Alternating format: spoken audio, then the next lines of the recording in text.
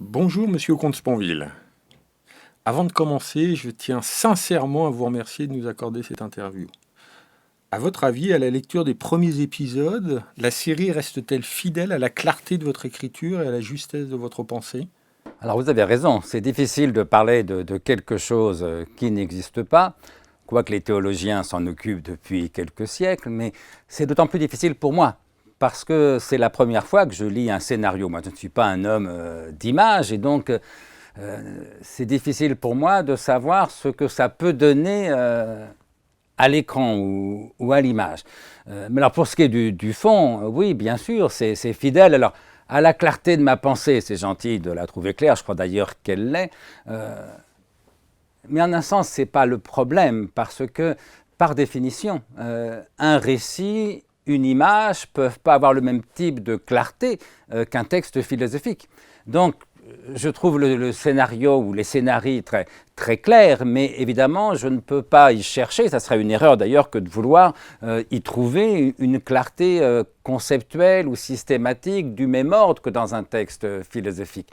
Et je dirais c'est pareil pour la justesse, parce que quand bien même ce que j'ai dit dans tel ou tel de mes livres est juste, et là encore je vous remercie de le penser ou de le suggérer, par définition, la justesse d'un récit ne peut pas être exactement du même ordre que celle d'un texte philosophique. Et j'ai envie de dire, c'est tant mieux. Alors je trouve ça juste par rapport à ma pensée, au sens où évidemment j'y reconnais des choses que j'ai écrites, puisque certaines phrases sont des citations de tel ou tel de mes textes, ou des citations d'un autre auteur, mais que j'ai moi-même cité dans tel ou tel de mes textes. Donc oui, bien sûr, de ce point de vue, c'est juste, mais avec en plus, et c'est ce vers quoi il faut tendre, avec en plus la complexité, le flou, l'à peu près de la vie réelle. Parce qu'au fond, il ne faut jamais oublier que la philosophie, c'est une affaire de concept. Et un concept, par définition, c'est une abstraction. Et donc, plus il est clair, plus il est rigoureux, je dirais presque plus il est tranché, mieux ça vaut. Sauf que la vie, elle n'est pas claire. La vie, elle est floue presque par définition. Si vous prenez, par exemple, prenons un exemple, les trois types d'amour que j'ai distingués, qui sont évoqués dans ce scénario. Donc, rappelons-le pour nos spectateurs. Eros, l'amour-passion, le manque dévorant de l'autre, l'amour selon Platon. Philia, l'amitié, le couple, la joie d'aimer, de se réjouir de l'existence de l'autre, de la présence de l'autre, de l'amour de l'autre. Enfin, agapé, l'amour de charité, l'amour du prochain. Ce sont trois concepts que je distingue le plus clairement possible. Mais je le dis dans mes livres, notre vie, en vérité, circule souvent entre les trois, voire se situe entre deux ou trois de ces amours. C'est-à-dire qu'on peut être amoureux et ressentir de l'amitié. On peut être en manque et en joie en même temps. Et il faut qu'un récit, justement, illustre cette complexité, ce flou, ces infinies nuances de la vie réelle. Donc, pour répondre à votre question, oui, c'est clair.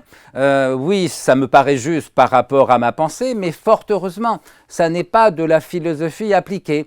C'est un vrai récit. Et c'est ça, au fond, que j'aime et qui m'intéresse. Simplement, encore une fois, je ne peux pas me rendre compte, moi qui ne suis pas du métier, de ce que ça donnera à l'image. Mais en tout cas, je ne souhaite pas que ça donne l'impression d'une philosophie mise en image, je dirais bêtement, sottement, de quelque chose qui serait un calque de mes livres, parce qu'à ce compte-là, les gens n'ont qu'à lire mes livres.